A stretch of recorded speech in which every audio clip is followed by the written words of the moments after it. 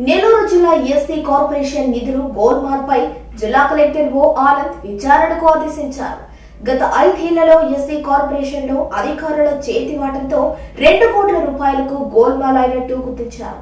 ప్రస్తుతం SC corporation ED ఏ నిర్మలాదేవి ఫిర్యాదు మేరకు కలెక్టర్ ఈ ఆదేశాలు ఇచ్చినట్టు తెలుస్తోంది. గతంలోనే ఈ విషయాన్ని ఆనాటి ఈడీ కె రమేష్ గుర్తించి ఆనాటి కలెక్టర్ కు ఫిర్యాదు చేసిన పెద్దగా చర్యలు తీసుకున్న దాఖలాలు లేవు. ప్రస్తుత కలెక్టర్ దీనిపై సీరియస్ గా స్పందించారు. ప్రభుత్వ నిధుల గోల్మాల్ పై విచారణకు ఆదేశించారు. దీనికి సంబంధించిన వివరాలు ఇలా ఉన్నాయి. నెల్లూరు జిల్లా ఎస్సీ కార్పొరేషన్ లో ఎస్సీల సంక్షేమం కోసం కొంత నిధులను ప్రభుత్వం కేటాయిస్తోంది. ఈ నిధులు కాస్త పక్కదారి పట్టాయి.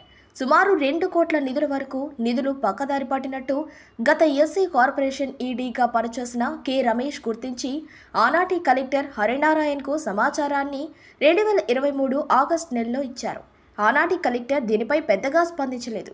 అయితే ఎస్సీ కార్పొరేషన్లో పనిచేస్తున్న ఆనాటి ఈడీ సారయ్య ఈవో సెల్వి ఆధ్వర్యంలో ఉద్యోగాలేని ఉద్యోగాలను సృష్టించి వారికి ఉద్యోగాలు ఇచ్చి ప్రభుత్వ ఉద్యోగులతో పాటు టీఏ డిఏలు హెచ్ఆర్ఏలు ఇచ్చి నిధులను మింగేశారన్న ఆరోపణలు ఉన్నాయి. ఈ ఆరోపణల నేపథ్యంలో ప్రస్తుత ప్రభుత్వంలో ఎస్సీ కార్పొరేషన్కు చెందిన 2 కోట్ల నిధులు ఏమయ్యాయి అని ఆడిట్ అభ్యంతరాలు వచ్చే అవకాశాలు ఉన్నాయి. దీంతో ప్రస్తుత ఎస్సీ కార్పొరేషన్ ఈడీగా పనిచేస్తున్న ఏ నిర్మలాదేవి జిల్లా కలెక్టర్ ఓ ఆనంద్కు ఈ నిధులు గోల్మాల్ పై ఫిర్యాదు చేశారు. గతంలో జరిగిన ఈ గోల్మాల్ వ్యవహారంలో తనకు డైరెక్టర్ ఇవ్వాల్సిందిగా ఆమె కలెక్టర్కు ఫిర్యాదు చేసింది.